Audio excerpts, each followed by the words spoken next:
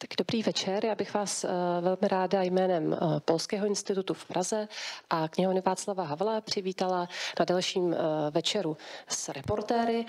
Vítám tady polskou reportérku Paulínu Šegeň a českého novináře a spisovatele Štěpána Kučeru. Dobrý večer.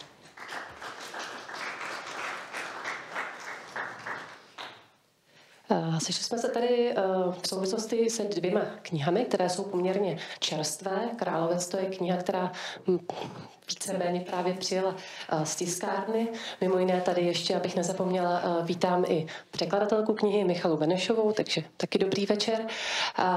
A kniha Gablonec vyšla v roce 2022, takže taky je poměrně čerstvá. A obě dvě ty knihy něco spojuje. Dostaneme se k tomu, co? Nejdřív bych o dva hosty představila. Paulína Šegeň, tady, jak jsem říkala, je polská novinářka, zároveň i rusistka, absolventka východních studií, které studovala vlastně ve Varšavě a taky na Gdaňské univerzitě. Spolupracovala s různými polskými novinami, s gazetou Wyborczą. V poslední době publikuje především v Newsweeku a také spolupracuje s portálem Krytyka Polityczna. Ten kniha Královec je její knižní debut, nicméně o Královci a o Kaliningradu psala právě pro zmíněnou gazetu Wyborczą. Jezdila tam jako novinářka řadu let a ta kniha tedy v téhleté souvislosti tedy vyšla. Nakladatelem je Absint, jak jste možná poznali podle typické obálky, a ještě řeknu, že obě knihy si potom můžete samozřejmě zde pořídit. Štěpán Kučera, spisovatel a novinář, nevím, co je na prvním místě, je to absolvent žurnalistiky a mediálních studií, působí v salonu práva, nicméně těch knížek už má za sebou více, debutovala v roce 2006 povídkovým souborem Tajná kronika rychlých šípů a za romány Projekt Gilgameš a Největší lekce Dona Kichota byl nominován na cenu Magnesia Litera. Jak jsem zmínila, Jablonec vyšel v roce 2022, ale není to ani poslední kniha. Teď ta poslední vydaná jsou alžírské arabesky, omlouvám se. Štěpán žije v Jablonci nad Nisou, což samozřejmě s tou knihou souvisí a k tomu se taky dostaneme. A jenom možná dodám i u Paulíny Šegeň, že ona žije v Čechách, ale ne v České republice, ale ve vesnici Čechy, která je u bělorusko-polské hranice. To je vlastně docela zajímavé, zejména v souvislosti s těmi východními studii a s tou její orientací vlastně celkově na státy, ať už je to Bělorusko, Ukrajina, protože právě třeba pro tu kritiku političnou píše pravidelně takové newslettery, shrnutí toho, co se právě děje v téhleté jakoby východní politice v těchto zemích. Takže to jenom tak pro ten kontext toho, že za knihou Kaliningrad je i celá léta různých studií právě věnovaných těm východním zemím. No, Královec a Jablonec. Jsou to města, která leží od sebe daleko, ale spojuje je minimálně jedna důležitá věc, a to, že v jednom okamžiku, a ten okamžik byl společný, byl to konec války, se v něm vlastně vyměnili obyvatelé. Ta města zůstala a přišli tam úplně jiní lidé. Ti původní obyvatelé, to byly tedy především Němci a noví obyvatelé byli tedy především Češi a nebo potom v případě Královce Rusové. Já bych úplně na začátek poprosila oba dva, jestli byste mohli říci trochu osobně, jak jste se k tomu tématu, proč jste si vlastně vybrali to téma, proč jste si vybrali to konkrétní město. A sice u Štěpána Kučery by se zdálo, že to je nějakým způsobem samozřejmé, ale taky ne každý rodák píše o svém vlastním městě. No a u Paulíny Šegeň to má samozřejmě nějaké jiné důvody. Tak takový krátký úvod, proč jste se rozhodli ta města popsat knižně.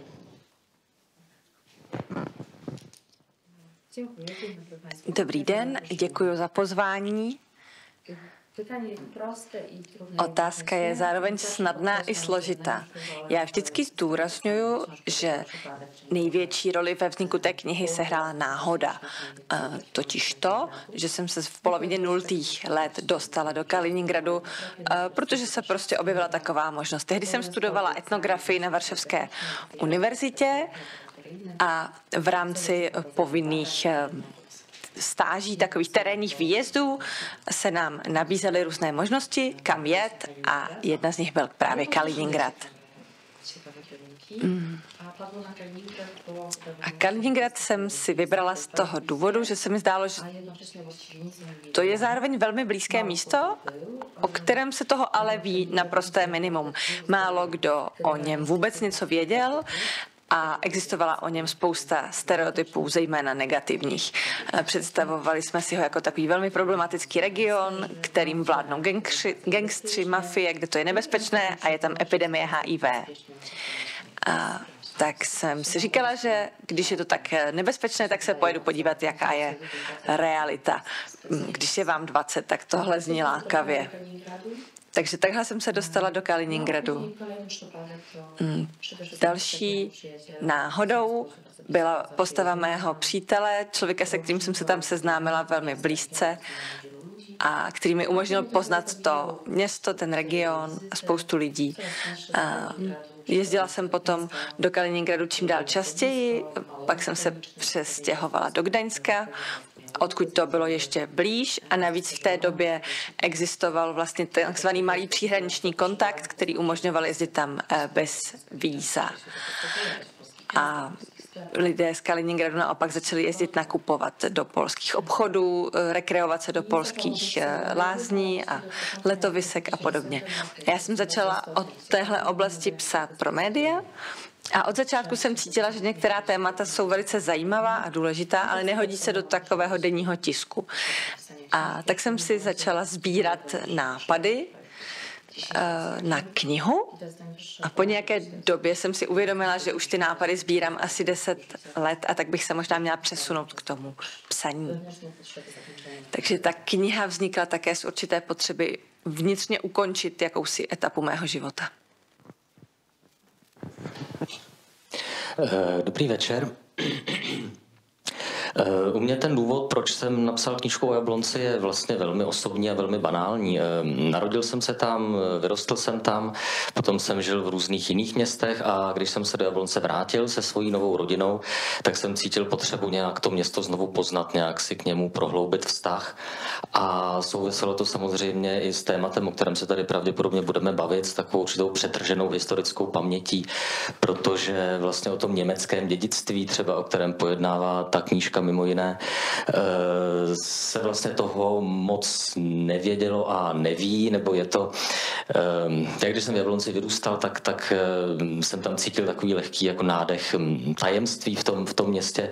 U nás v paneláku bydlela stará paní, která mluvila německy, což byl pro mě jako dítě první kontakt s cizím jazykem a vůbec jsem si to nedokázal v hlavě přebrat, proč vlastně někdo nemluví česky.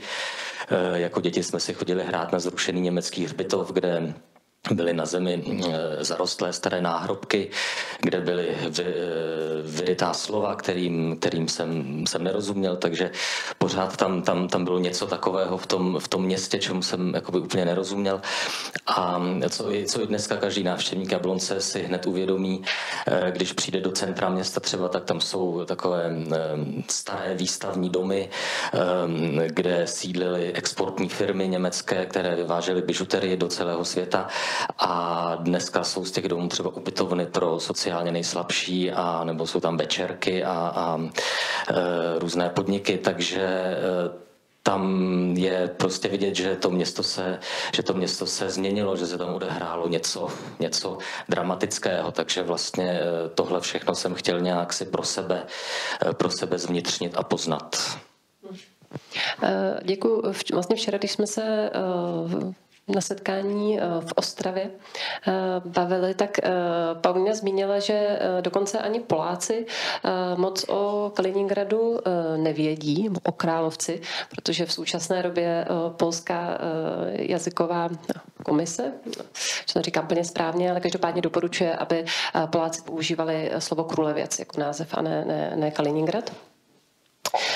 Ale že by se v podstatě, což nás překvapilo, protože jsme brali, že spousta Čechů se o Královci dozvěděla v době zhruba, kdy před rokem se vzepila ta vlna Make Královec Czech Again a právě i z tohoto důvodu ta reportáž může být nějakou příležitostí, jak se o tom městě dozvědět víc.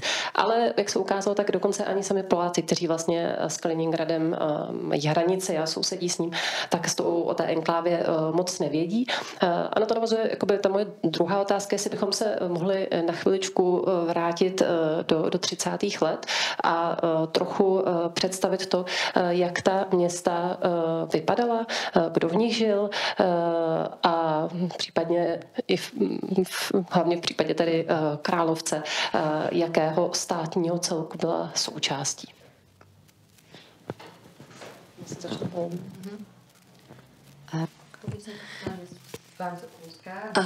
Odpovím velmi krátce. Ve 30. letech od roku 1933 se Královec, nebo tehdy německý Königsberg, nacházel ve východním Prusku, které bylo součástí Třetí říše.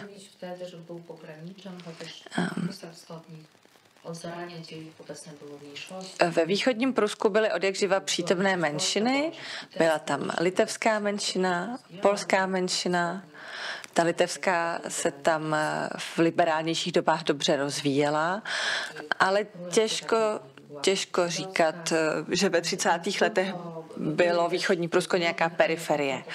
Žili tu také Židi a z různých historických důvodů tam žili také Švýcaři, Holanďané, Angličané. Bylo to typické hanzovní město u Baltu, obchodní město, které přitahovalo v historii osadníky z různých částí světa, což podporovala také velmi liberální osidlovací politika. Proto se sem dostávali třeba i lidé, kteří utíkali před náboženskými válkami v Evropě. Takže historicky byl Královec velmi otevřený a přátelský. Ve 30. letech 20. století už to ovšem bylo obráceně. To město bylo nepřátelské, uzavřené a včera jsme v kontextu téhle knihy mluvili i o reportáži Melchiora Vaňkoviče, který ve 30.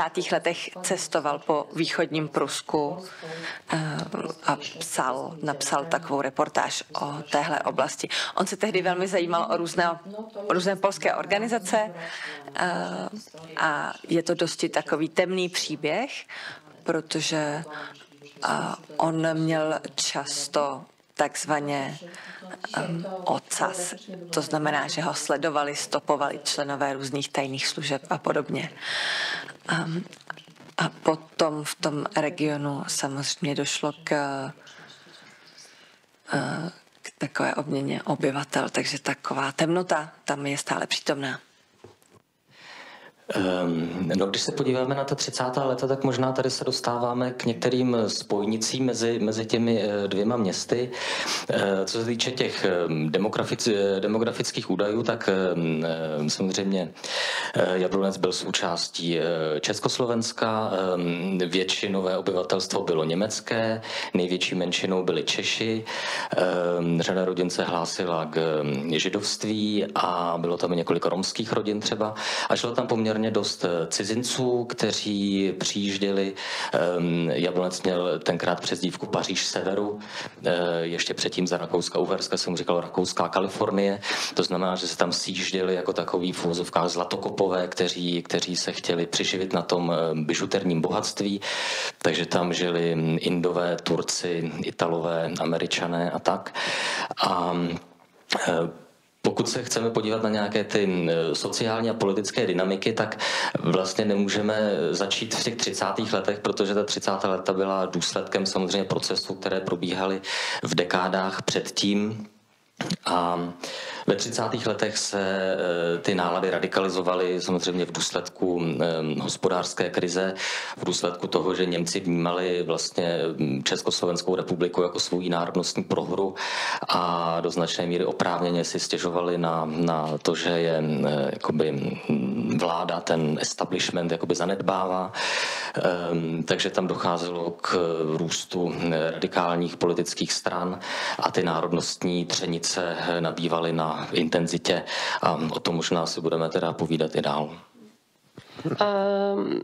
Možná nevím, jestli o národnostních střenicích, protože v samotném Kaliningradu to vypadalo trochu jinak. Tam ve své podstatě došlo spíše k úplné výměně, protože předpokládám, že nebo řekněme v těch 30. letech nebo před druhou světovou válkou v Kaliningradu nežila nějaká významná asi ruská menšina nebo nějaká komunita, která by byla ruská, která by nějak mohla reagovat na ty, která tam třeba po válce i zůstala.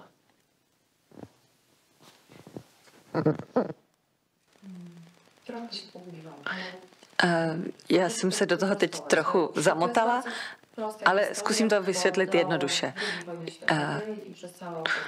Po celou druhou světovou válku patří Královec Třetí říši, německému státu, a do 43. roku minimálně nikoho ani nenapadlo, že by to mohlo být někdy jinak.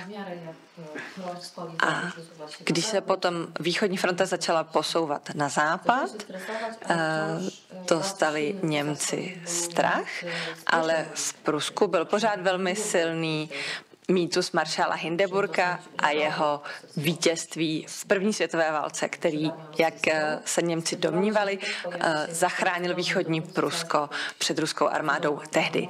A oni trochu počítali s tím, že se objeví zase nějaký zázračný zachránce s nějakou zázračnou zbraní a díky němu se Královec do ruských rukou nedostane. A dopadlo to jinak.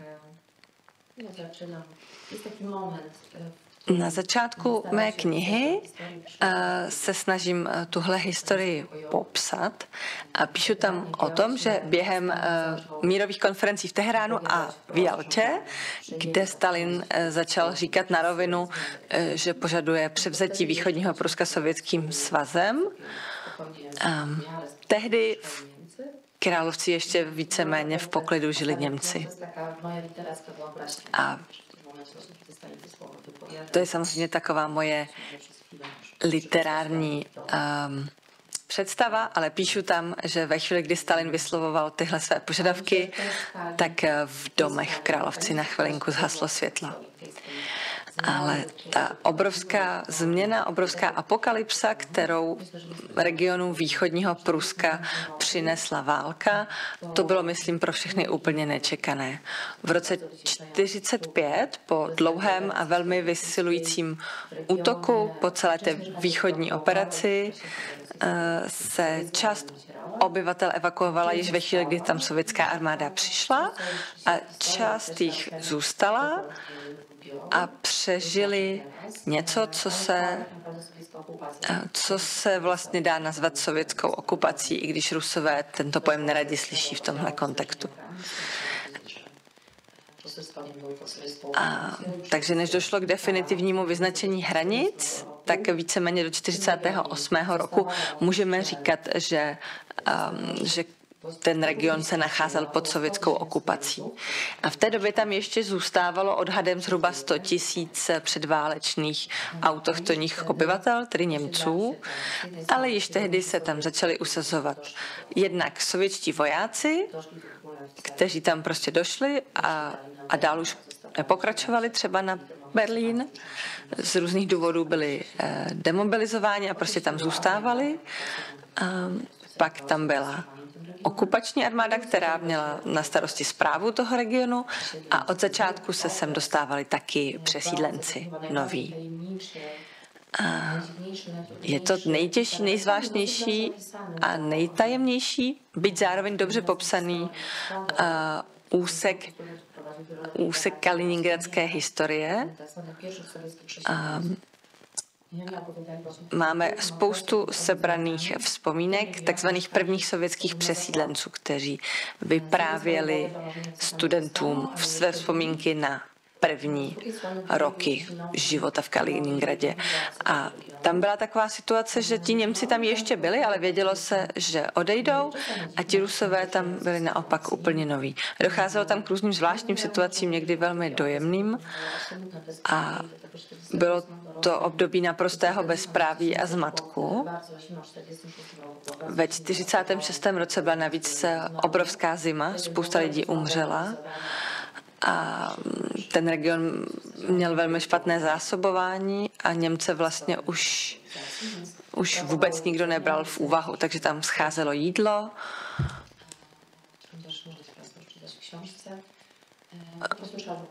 Bylo prostě potřeba krást, aby lidé vůbec přežili.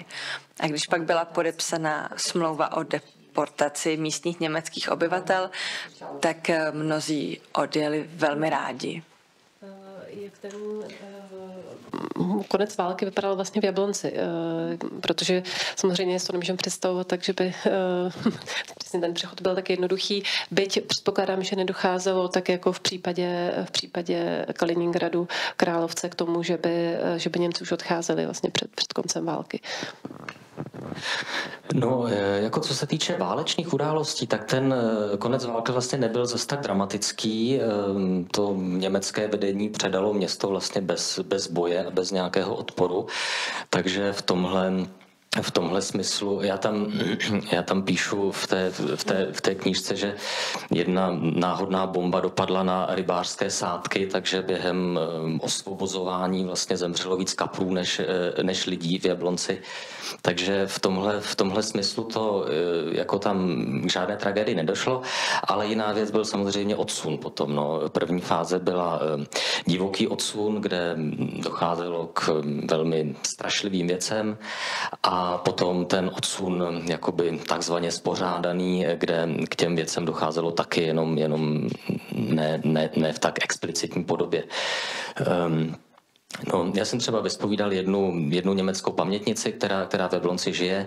Tam mi vyprávěla, že unikli divokému odsunu, tak ona byla maličká, bylo to dítě a nějací Češi měli jakoby zájem o jejich dům, tak prostě, že jako vystěhují a že se musí vysídlit, tak maminka vzala tu malou dceru a že se jdou utopit do přehrady a tak šli k té přehradě a plakali obě a potkali souseda Čecha, kamaráda, který říkal, paní, proč pláčete, a on mu vyprávěla tu historii, že se musí vystěhovat z toho domu, tak ten Čech je zavedl na příslušná úřední místa a řekl, tyhle nemůžete vystěhovat, to jsou antifašisti. A vlastně díky tomu, že cestou k přehradě potkali toho souseda, tak přežili a proto mi tahle paní mohla vyprávět tenhle příběh dneska. No, takže těch hrozných událostí samozřejmě se odehrávalo hodně. Taková věc, která možná vlastně to dokresluje docela příznačně, je, že sběrné tábory pro Němce určené k odsunutí byly v místě koncentračních táborů, které byly na území Jablonecka, takže vlastně v těch koncentračních táborech se jenom vyměnilo osazenstvo a ty podmínky tam zůstaly velmi podobné.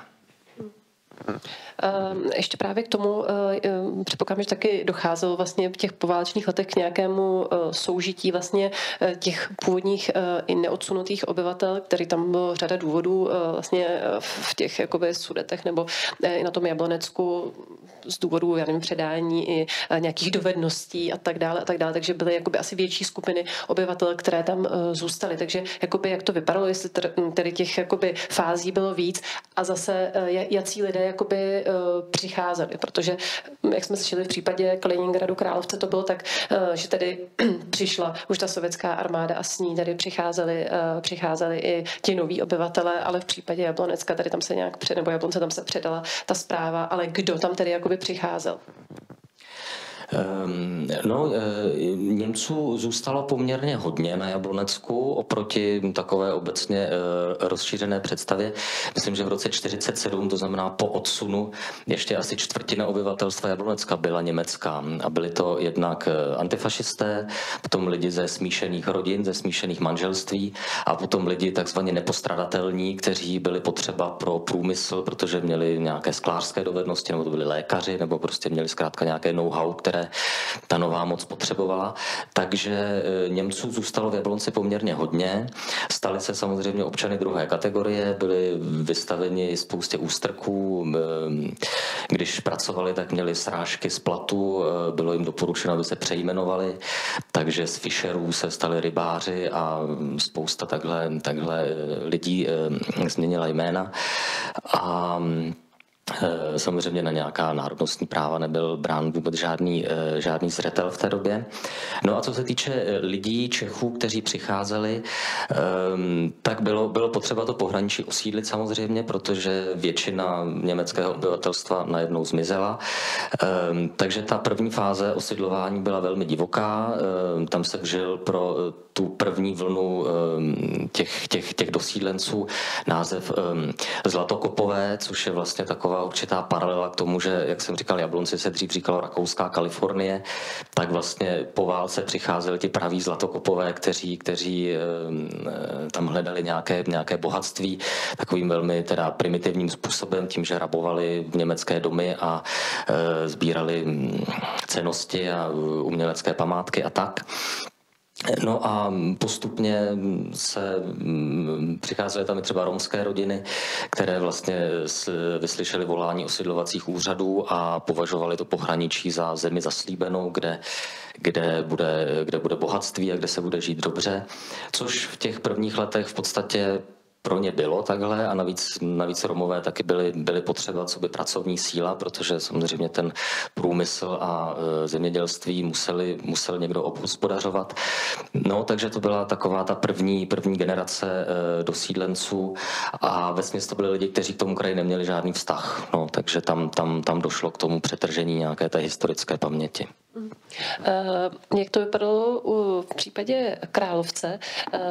Samozřejmě předpokládám, že ti první Zlatokopové v tomhle případě to byli vojáci sovětské rudé armády, kteří tak asi jako v mnoha místech, kam přišli, tak si vynahrazovali ta léta bojů proti Německu a proti armádě. Samozřejmě vždycky tam docházelo k nějakému rabování, ale jací další obyvatelé přicházeli, jak to bylo řízeno? Bylo to nějaké jakoby centrální rozhodnutí Moskvy, nebo to bylo taky do určité míry nějakým způsobem spontánní a přicházeli tam lidé, kteří třeba měli představu, že tím, že to je město blíž Evropě, tak to bude město, které třeba bohatší a dává víc příležitostí.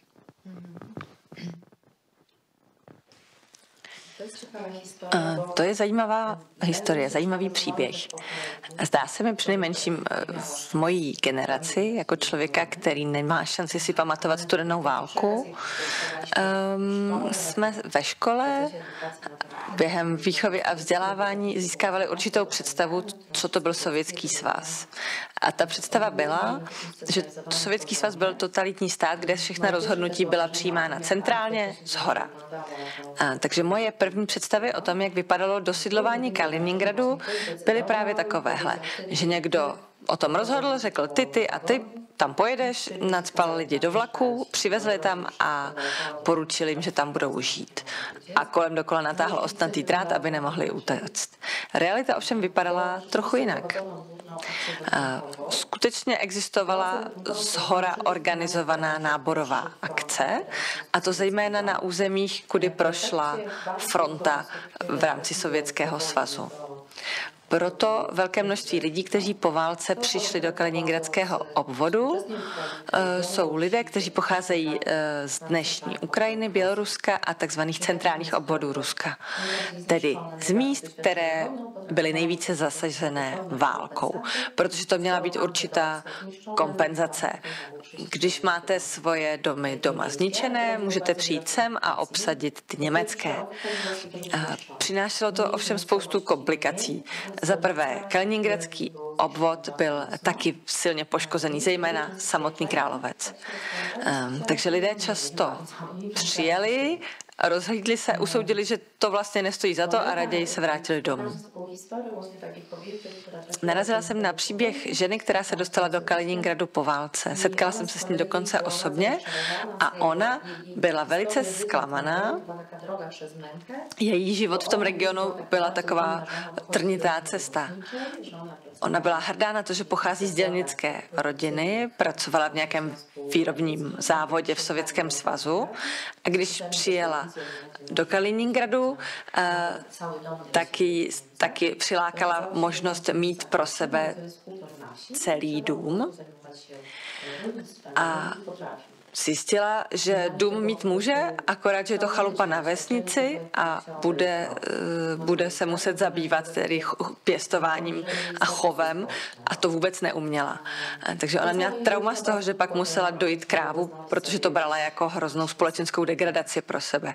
A její rodina se vlastně velmi těžko nacházela v tomhle regionu nějaké místo, kam by zapadla.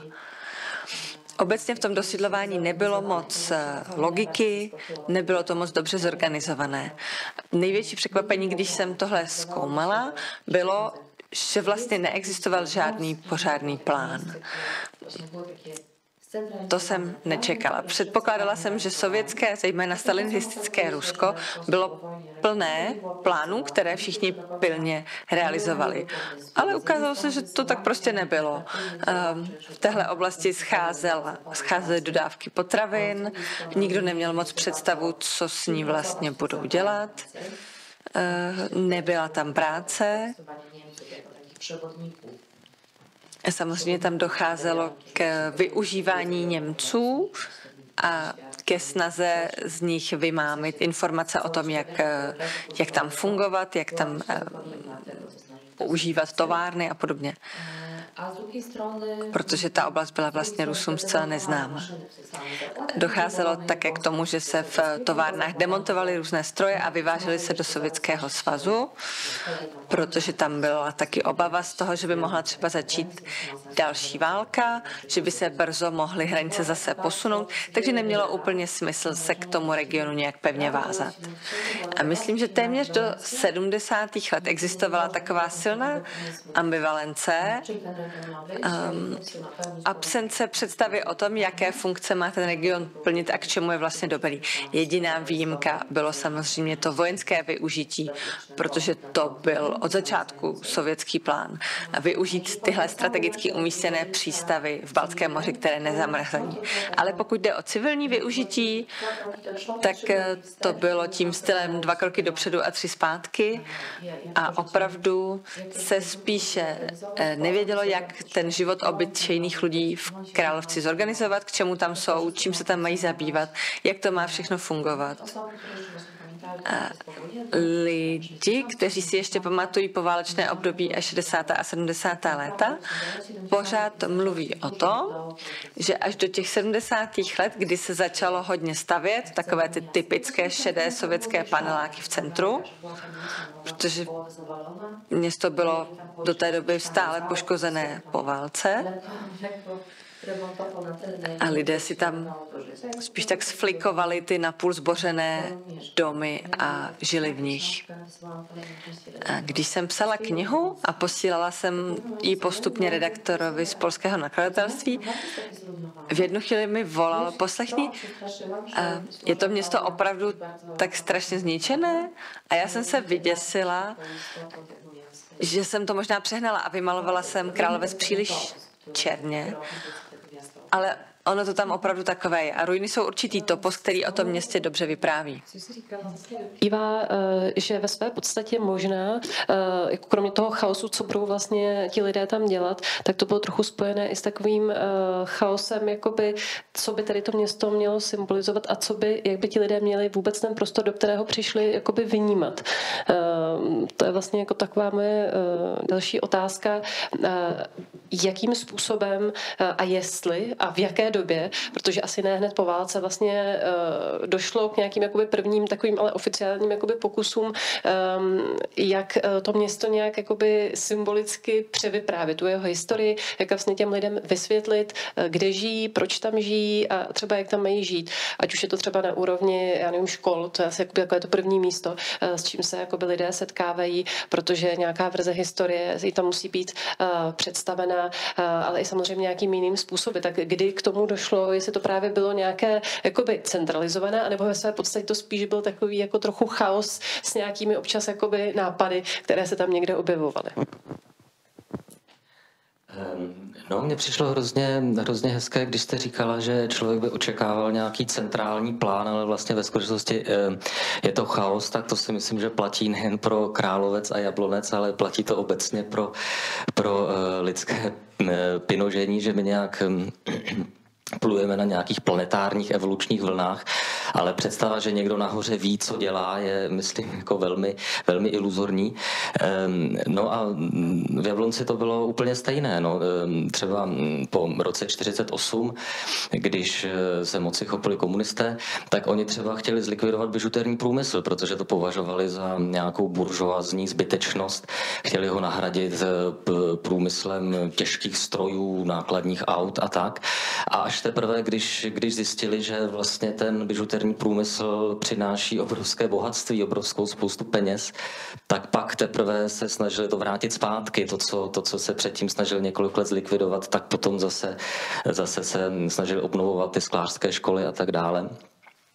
No a co se týče nějakého převyprávění historie, no jako já musím říct, že teda nejsem historik nebo nejsem expert na česko-německé vztahy, jsem jenom zvídavý spisovatel, takže můžu jenom říct, jakou mám impresi z toho, co jsem tak si pro sebe vybádal. No přišlo mi, že taky to bylo živelné, no, že ta německá minulost jako tu oficiální místa ignorovala, o tom se jakoby příliš nemluvilo. Ti němečtí pamětníci žili v Jablonci, ale myslím, že jim nebylo příliš nasloucháno. Oni tu paměť měli, nesli si ji, ale představa, že by ti Češi k nim chodili na kafe a na štrůdl a nechali se vyprávět o zaniklé slávě Jablonce, myslím, moc nefungovala. Až později, třeba dejme tomu v 60. letech, to mi vyprávěl jeden pamětník Čech, že bylo super mít německé kamarády vrstevníky, protože oni měli třeba příbuzné na západě, takže skrze to se dostávala jablonecká mládež k deskám Beatles a Rolling Stones a tak. Takže tam vlastně už nějak takovým přirozeným způsobem už se na ty staré křivdy jakoby zapomínalo a ty vztahy se vlastně budovaly odznovu. Velmi populární postavou Jizerských hor byl Gustav Ginzel, nevím, jestli to znáte to jméno, to byl takový slavný podivín Jizerských hor. Byl to Němec, ale myslím si, že ho vlastně lidi nevnímali jako Němce, vnímali ho jako takovou pitoreskní figurku, která tam sídlí v hnojovém domě na Jizerce. Takže vlastně tímhle způsobem se ty vztahy začaly obnovovat, ale bylo to zase spontánní, chaotické a nevedla k tomu nějaká oficiální cesta, kterou by někdo naplánoval. V Kaliningradě mám vražně, že do dzisiaj Zdá se mi, že v Kaliningradu dodnes nikdo žádnou koherentní historii toho, co se stalo za války a po ní. No, ta válečná historie, ta se vypráví. Tu mají Rusové velmi rádi. To je takové centrum toho jejich imaginária. Celého toho společenství. Ale pokud jde o to, co se stalo po válce, to zatím nikdo koherentně nepopsal. A dneska, také z důvodu toho, co se v Rusku děje, nejsou podmínky k tomu, aby se o tomhle tématu vedla nějaká otevřená diskuze.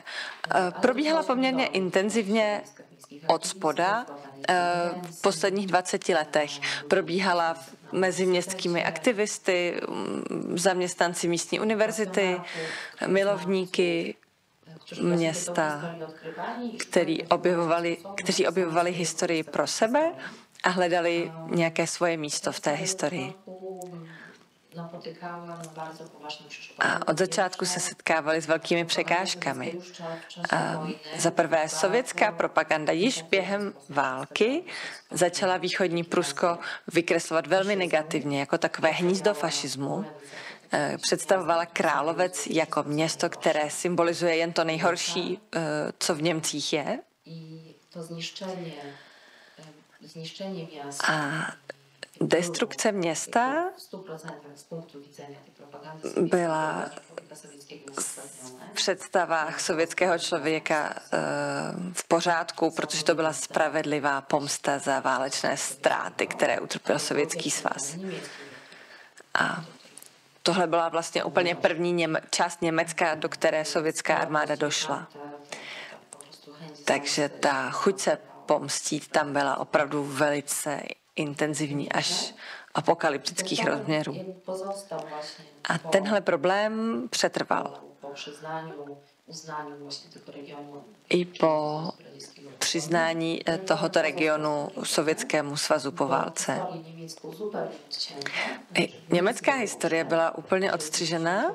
Když se děti učili ve škole něco o svém regionu, tak ta výuka prostě začínala od roku 1945 a byla krátká. Předtím tu byli Němci, fašisti a teď jsme tady my a to je prima. Zkráceně řečeno. A protože všechno, co bylo spojené s Německem a fašismem, bylo předmětem velké otevřené nenávisti, kterou dětem vštěpovali velmi systematicky, byl vztah obyvatel k regionu velmi ambivalentní. S takovým vstupním přístupem bylo samozřejmě obtížné vytvořit si nějaký komplikovanější vztah také k těm čistě materiálním podmínkám, v nichž ti sovětští, později ruští občané žili. A zajímavé je, že v určitou chvíli jsem si uvědomila, že vlastně všechna vyprávění a příběhy, které jsou nějak spojené s poválečným Kaliningradem, například to, že se to město velmi často využívalo jako kulisa sovětských filmů o válce. To byly prostě hotové kulisy. Nikomu ani nevadilo tam třeba něco vyhodit do povětří a podobně. Tak v těch filmech, které sloužily vlastně k masové ruské propagandě, Kaliningrad vždycky vystupoval jako německé město. Nikdo nevytvořil naraci, která by nějak koherentně převyprávěla historii tohoto města a toho, jak se tam objevili ti noví obyvatelé, jak si tam vedli, co tam viděli, co tam prožili, jakým způsobem a s jakým záměrem ten region vlastně budovali. Jak jsem říkala, těch záměrů moc nebylo, panoval tam spíš chaos a na druhé straně obrovské tabu spojené s předválečnou historií a velká nenávist. A tohle se začalo měnit až na přelomu 80. a 90. let, když se otevřely hranice a region začali navštěvovat Němci z východního Pruska. Ale zdá se mi, že tehdy ještě nebyla společnost připravena na takovou zralou diskuzi a neumožňovalo to ani ekonomická situace, protože v 90. letech se Kaliningradské oblasti dotkla velká ekonomická krize. Až potom v 0. letech a uplynulém desetiletí začala ta diskuze probíhat seriózněji, ale tehdy už zase začala narážet na obrovský odpor konzervativních ruských kruhů, kterým se dnes říká Z-patrioti s tou symbolikou, kterou znáte z ruské války proti Ukrajině. Už po roce 2014 to začalo být hodně výrazné, že hrabat se v té německé historii se nelíbí úřadům ani lidem, jejichž pohledy jsou blízké Kremlu. Je to vnímáno jako nepřátelské, nebezpečné, naznačuje se, že by to třeba mohlo směřovat k tomu, že se bude říkat, že obyvatelé tohoto regionu nejsou opravdu Rusové, že by se možná chtěli osamostatnit a podobně. Takže s výjimkou malého, krátkého období vlastně nebyly podmínky k tomu o tomhle tématu vůbec mluvit beze strachu. A teď znovu nejsou podmínky k tomu o tom hovořit. Takže si nemyslím, že se ve filmu nebo v literatuře nějaká koherentní historie Kaliningradu vůbec objeví. Jaký je vztah k té historii, k té německé historii obou měst, ale zároveň bych se chtěla zeptat i na to, jestli se objevil nějaký jakoby nový příběh, teď spíš mi si upadou na úrovni jakoby, ať už teda samozřejmě jakoby obyvatel, co si, jakoby, jaký vztah si k tomu městu vytvořili a na jakém základě. Když jsem si povídala s Josefem Strakou jednou, což je český básník a taky jablonecký rodák a tak jakoby říkal, který se tady z Jablonce odstěhoval, ty tam nežije.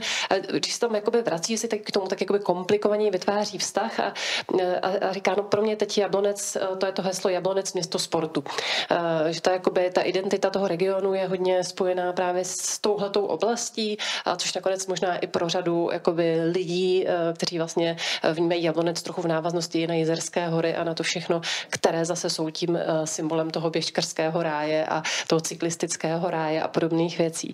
A to samé vlastně podobná otázka na Kaliningrad a na to, a teď bych se nestahovala úplně k aktuální situaci, která je samozřejmě ovlivněna tím, co se děje na Ukrajině a celkově prostě situací v Rusku, ale spíš ještě vlastně tou situací, která byla před, řekněme, v tom krátkém období, kdy, řekněme, Kaliningrad mohl nějak lépe komunikovat se svými sousedy.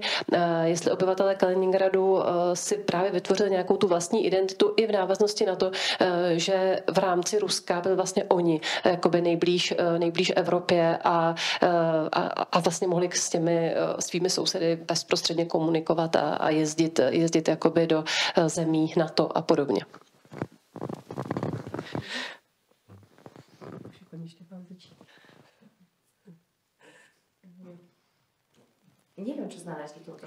Nevím, jestli nakonec takovou identitu našli, ale rozhodně ji hledali. Byly výrazné signály, že nějaký typ takové regionální identity vzniká. A klíčovou komponentou toho skutečně byla blízkost Evropě, překonání o vlastní evropskosti, na rozdíl od celého zbytku Ruska, který je daleko, do kterého je to dál než do Varšavy, Prahy nebo Berlína. A ta svoboda pohybu, možnost se snadno a rychle dostat do západních zemí, byla velice důležitým prvkem představ obyvatel tohoto regionu, zejména střední třídy, o sobě. A lidé z tohohle regionu vždycky měli schengenské vízum z pasu a pokládali ho za takovou nezbytnost. Později se to ale začalo silně a intenzivně měnit. Jedna moje kamarádka má spikleneckou teorii, že COVID se Kremlu velice hodil, protože uzavření hranic, které trvalo vlastně 2 roky, určitým způsobem připravilo region na tu izolaci, ve které se potom ocitl kvůli ruské agresi vůči Ukrajině. To uzavření hranic kvůli covidu bylo nepolitické a všichni si říkali, no jo, je to těžké, ale nějak to vydržíme, počkáme, však oni je zase otevřou. No, jenomže se pak ukázalo, že se hranice už neotevřou. Z té covidové uzávěry se plynule přišlo do té politické. Ještě pár let zpátky, když jsem hovořila s různými kaliningradskými experty a aktivisty, tak mi opakovali, že když jsem se ptala na to, jestli by mohlo v Kaliningradu dojít k nějakým protestům, tak mi říkali, že snad jedině kdyby se někdo pokusil zavřít hranice. Jenže pak přišel covid a proti uzavření hranic nikdo neprotestoval, v zásadě nikde na světě. No a po 2 letech se ukázalo, že bez Evropy se vlastně také dá žít. Že člověk může jezdit na prázdniny třeba do jiných oblastí Ruska a podobně. Tím nechci říct, že se to nikoho nedotklo. Mnoho lidí to zasáhlo, stejně tak válka zasáhla mnoho lidí v Kaliningradu. Nejčastěji reagovali tak, že si prostě zbalili kufry a emigrovali. Ale opravdu myslím, že pandemie sehrála takovou zlověstnou roli v té nejnovější historii Kaliningradu. A jak se ukázalo, Ani politické uzavření hranic nevyvolalo vzpouru a odpor. A lidé si jaksi odvykli té evropské části své identity. A jsem velmi zvědavá, jak se ta autoidentita obyvatel Kaliningradu bude vyvíjet teď. K čemu se budou odkazovat, když mluví o svých specificích? Rádi o tom mluví, rádi to zdůrazňují. Dokonce se mluví o kaliningradském snobismu. Pocitu, že si myslí, že jsou lepší než zbytek Rusů. Čistě objektivně se přitom nacházejí v dosti složité situaci, protože jsou v zásadě izolovaní, což se samozřejmě promítá i do ekonomiky. A teď naopak druhý život zažívají vzdálené východní regiony Ruska, protože tam se přesunul obchod, hospodářská spolupráce a podobně kvůli sankcím a dalším okolnostem spojeným s válkou. Jeden můj přítel navštívil před nějakou dobou Vladivostok a říkal, že tam jsou lidé náramně spokojení, protože válka je daleko, Moskva je daleko, zatímco Číňani a přístavy s kontejnerovými loděmi jsou blizoučko. No, co se týče nějakého zastřešujícího vyprávění o Jablonci, vy jste zmínila takové to motto, že Jablonec je městem sportu. Myslím, že Josef Straka to vnímá trošku úkorně, ale já si myslím, že to je jako naprosto v řádu věcí. Protože ta poloha toho města k tomu opravdu vyzývá. Já jsem se narodil a bydlím na sídlišti Mšenou u Jablonecké přehrady a to je, myslím, jedno z mála sídlišť v republice, kde v létě běžně potkáváte lidi v plavkách s ručníkem přes rameno a v zimě nazouvají běžky přímo před paneláky a jedou do jezerek. A myslím, že lidi z ostatních měst si trošku dělají legraci, že Jablonečáci pořád chodí v šustákovkách a ve sportovní obuvi a tak. Je mi to sympatické, myslím, že je to naprosto v pořádku. A co se týká nějakého vyprávění, které jakoby spojuje tu minulost se současností, tak bych řekl, že to je vlastně možná naše generace, která začíná se o nějaké takové vyprávění pokoušet. Myslím, že není náhoda, že já jsem napsal tuhle knížku a ne třeba někdo z generace mých rodičů. I když třeba, myslím, že takový možná první zastřešující pokus byla třeba kniha o Jizerských horách Miloslava Nevrlého. Miloslav Nevrlý popisoval, že když nastoupil do Libereckého muzea, tak se všude válely krabice se starými německými knihami, vlastivědami, časopisy a tak. Někdo tomu nerozuměl, lidi mu to nosili, protože to nacházeli na půdách a tak. A on to třídil a snažil se nějak systematicky tomu dát řád. No, ale myslím si, že naše generace mých vrstevníků v Jablonci dělá takové projekty, kde se snaží oživovat ty staré domy a nějak propojovat právě tu německou minulost a českou přítomnost. Třeba ten bižutérní průmysl v Jablonci je pořád živý, i když samozřejmě už asi nikdy nezažije tu mezinárodní slávu, kterou měl v minulosti.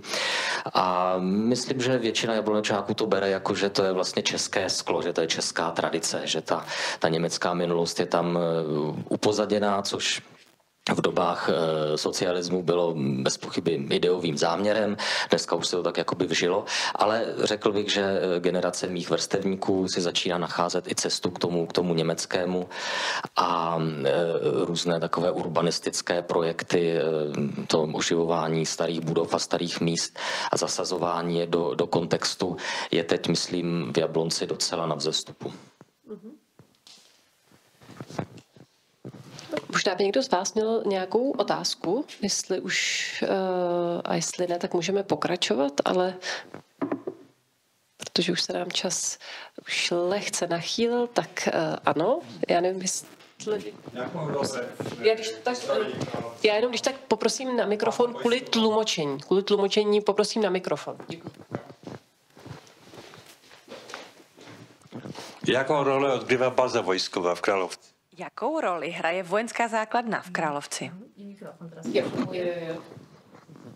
No, oczywiście odgrywa bardzo złą rolę. Samozřejmě velice negativní, protože v té situaci, kterou máme dnes, ale platilo to v zásadě i dříve, tak pro celý pobaltský region a zejména pro své sousedy je Kaliningradský obvod zdrojem napětí a ohrožení.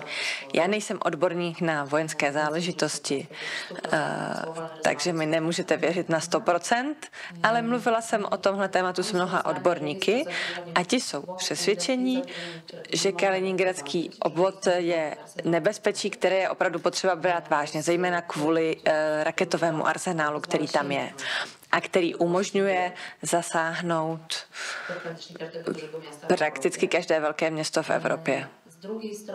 Na druhé straně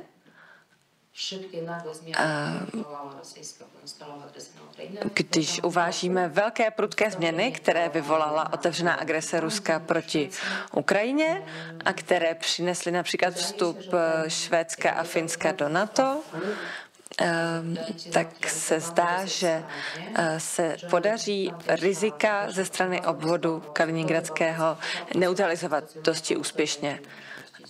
Protože ta flotila, která tam kotví, má teď vlastně dost omezené možnosti něco dělat. Ale jsem si jistá, že ten hlavní důvod zájmu Sovětského svazu o Kaliningrad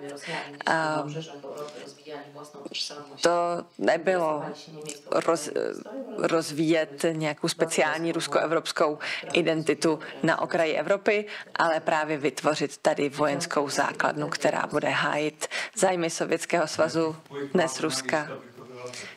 A jaký vliv to má na místní obyvatele? V Kaliningradu? Ano. Kaliningrad to je pro mě taky příběh o potýkání se s myšlenkou věčného míru Immanuela Kanta s permanentní válkou. Ten region byl vždycky velmi bojovný. Vlastně vůbec vznikl díky českému králi, který pomohl křižáckému řádu dobít tohleto území a vytvořit tam vlastně to pozdější východní Prusko. Obyvatelé, kteří mají blíž ke Kantovi, vnímají militarizaci regionu jako nebezpečí pro sebe samotné. Naprosto si uvědomují, že pokud dojde k eskalaci mezi Ruskem a NATO, bude Kaliningradský obvod první místo, které bude třeba neutralizovat jakožto vojenské ohrožení, což je samozřejmě pro civilisty také nebezpečné. A protože tam je velká vojenská přítomnost, v tom regionu žije asi 1 milion lidí.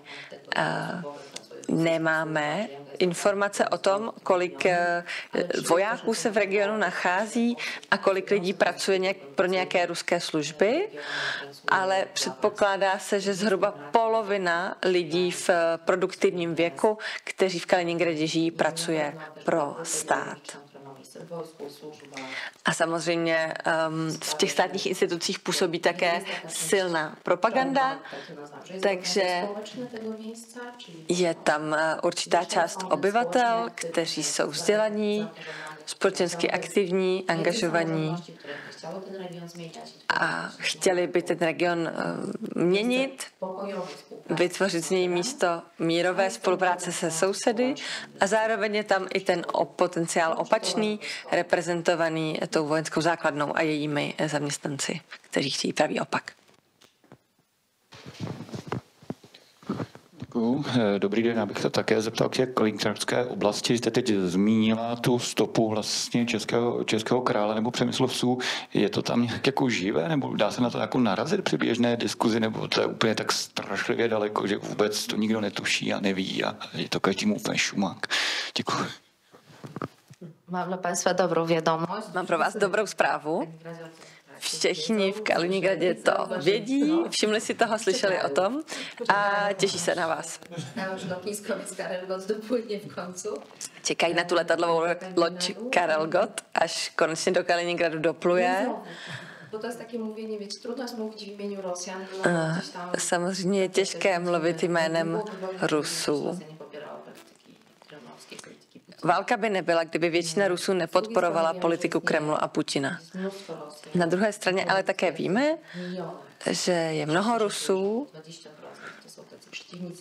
odhaduje se, že to je 20% společnosti, tak to vychází na 20 milionů lidí, kteří nepodporují Putinovu politiku. No, to je spousta Rusů, spousta lidí. Mohl by z toho být docela velký evropský stát. Takže a to jsou samozřejmě ti Rusové, které já znám lépe. A oni by v Kaliningradu neměli nic proti tomu. My teď často s různými lidmi mluvíme o tom, že ta válka prostě strčila Kaliningrad zpátky do Ruska, že se stal více ruským, než byl. A pro ty lidi, kteří tady žijí a kteří jsou otevření a rádi využívali přeshraniční spolupráci s Polskem, s Litvou, rozvíjeli různé projekty a často navštěvovali své sousedy, pro ně to je samozřejmě tragédie. A oni by opravdu neměli nic proti tomu, kdyby ten přerostlý stát, kterým Rusko je, přestal existovat a Kaliningrad mohl hledat nějakou jinou cestu. A třeba by ta česká cesta mohla být dobrá, protože se sousedy jsou vždycky nějakým způsobem komplikované vztahy. Rusové nemají příliš dobrý vztah ke Litevcům. Polsko se jim také zdá trochu takové nafoukané. Zatímco Česko má dobrou reputaci a je spojeno s pozitivními aluzemi. Takže Královec se na vás těší a doufám, že se čeští čtenáři s mojí knihou seznámí, aby věděli, co je v budoucnosti čeká.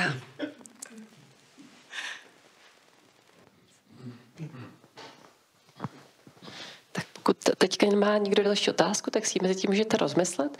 A já jsem chtěla ještě podotknout jednu věc, protože ty knihy jsme tak postavili vedle sebe, ale oni samozřejmě formálně úplně nejsou stejné. V případě Kaliningradu, Královce, je to kniha reportérská a Jablonec tam má ty rysy, řekněme různé reportážní, pracuje s těmi dokumentárními prameny, které hojně cituje a samozřejmě i s těmi pamětníky a tak dále, ale je to taková jako specifická forma, která zároveň trošku je, jakoby nezapře prózu, nezapře spisovatelské zázemí Štěpána Kučery. A chtěla jsem se zeptat, protože vlastně i v těch alžírských arabeskách je ta forma taky taková, jakoby trošku v něčem mi to připomínalo právě tu polskou literární reportáž, tak jestli jí znáte, čtete třeba některé autory a jestli vás to třeba částečně inspirovalo i pro jakoby tvoření té knihy. No, já jsem tuhle otázku čekal a jsem teda přistižený v nedbalkách. Samozřejmě znám polskou reportážní školu jako pojem, ale přiznám se, že jsem nečetl nic, takže žádný přímý vliv tam není a dneska budu mít asi první příležitost seznámit se zástupkyní téhle školy.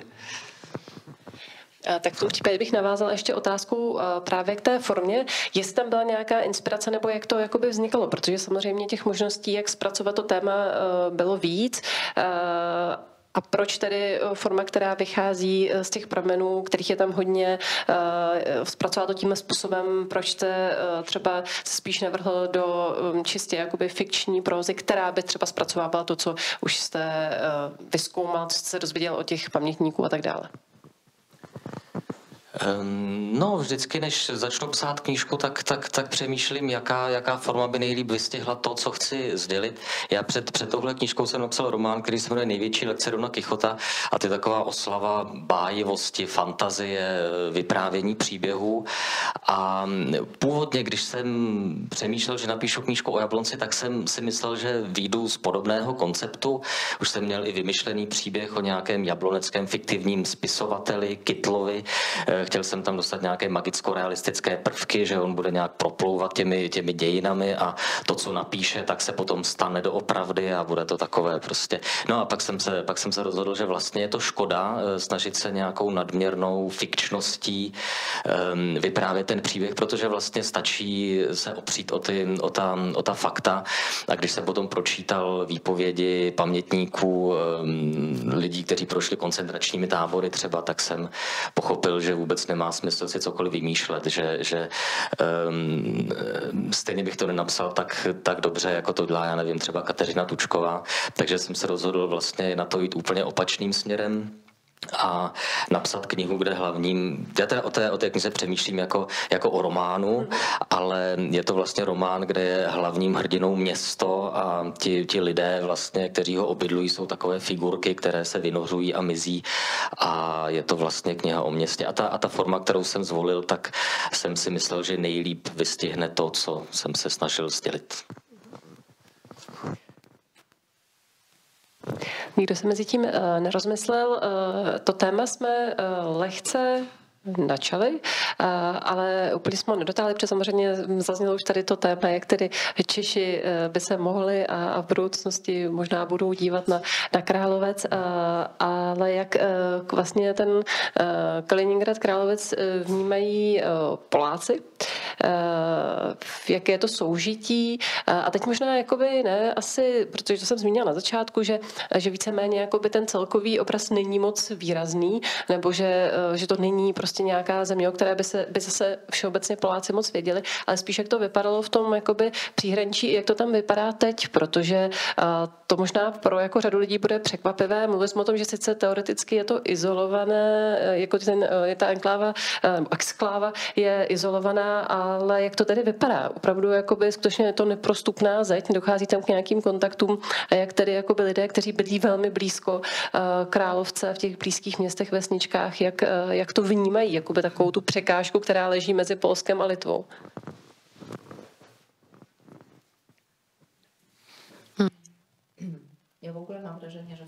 Já mám obecně pocit, že v celém příběhu hranic a budování různých zdí a plotů a překážek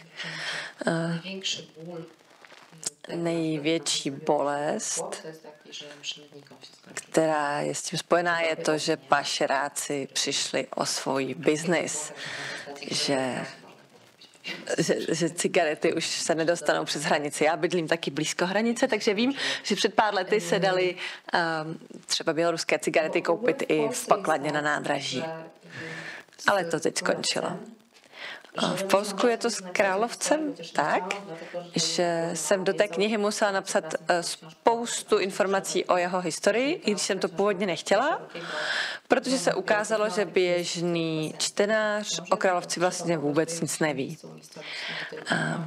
Takže bylo potřeba to místo usadit do nějakého kontextu nejenom na mapě, ale taky historicky. Mezi těmi pohraničními regiony a zbytkem Polska je také velký rozdíl.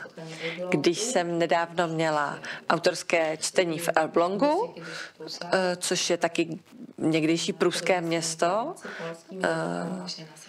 a zeptala jsem se v sále, kdo navštívil Kaliningrad, polovina přítomných zvedla ruku. Takže jsem hned věděla, že nemůžu vyprávět žádné nesmysly. Lidé mají vlastní zkušenosti, taky se o ně rádi dělí na takových setkáních a ten rozhovor probíhá trochu jinak. Zatímco když mám autorské čtení třeba v Krakově, tak bych mohla vyprávět úplně cokoliv, co si vymyslím. Protože pro ty místní posluchače je to velmi exotické a vzdálené místo. Teď samozřejmě trochu přeháním, ale opravdu je v tom velký rozdíl. Pokud se vůbec někde něco o Kaliningradu ví, je to v těch regionech poblíž hranice. V takových městech jako Bartošice, Braněvo a podobně, což jsou vlastně okresní města poblíž hranice s Kaliningradskou oblastí, tak tam pořád existuje spousta stereotypů. Pro místní lidi je Kaliningrad zejména levný benzín, levné tankování. protože v době, kdy existoval ten bezvízový malý příhraniční styk, tak tam lidi jezdili úplně běžně tankovat. Dojeli 3 kilometry za hranici a natankovali a jeli zpátky.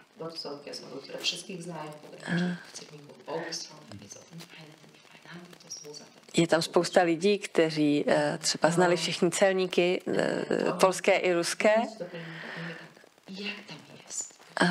Tak když si s nimi povídám, tak zjišťuji, že vlastně ani tihle lidé třeba často nevědí, jaké to v Kaliningradu je, protože jezdili vlastně jenom třeba na tu nejbližší benzínku. Takže i ti se mě třeba ptají, jaké to tam vlastně je. Takový průlom nastal v době mistrovství světa ve fotbale. Tehdy docela dost Poláků vyrazilo podívat se na ty zápasy, protože to bylo relativně blízko, velká fotbalová událost a také se zjednodušila vízová procedura při této příležitosti, ale obecně musím říct, že i po tolika letech je to pořád velmi neprobádané místo pro Poláky. Všude je možné potkat někoho, kdo je s Kaliningradem spojený. Například jedna z hrdinek v mé knize má matku z Kaliningradu a její otec byl polský pohraničník, poznali se v 90. letech. Ale jsou to jednotlivci. A zejména na polské straně opravdu jsou v tomhle ohledu velké rezervy. Mnoho Rusů z Kaliningradu naopak jezdí do Polska. Hodně Polsko znají a vyznají se. Pokud by nebyla, tak je necháme asi do kuloáru. Autoři tady ještě chvíli budou. Určitě, pokud byste chtěli jednu nebo druhou knížku, anebo samozřejmě obě si pořídit, tak to můžete udělat, nechat si je podepsat, na něco se u toho zeptat. Moc děkuji, že jste přišli a děkuji oběma hostům, Paulíně Šegiň, Štěpánovi Kučerovi. Děkuji tedy vám.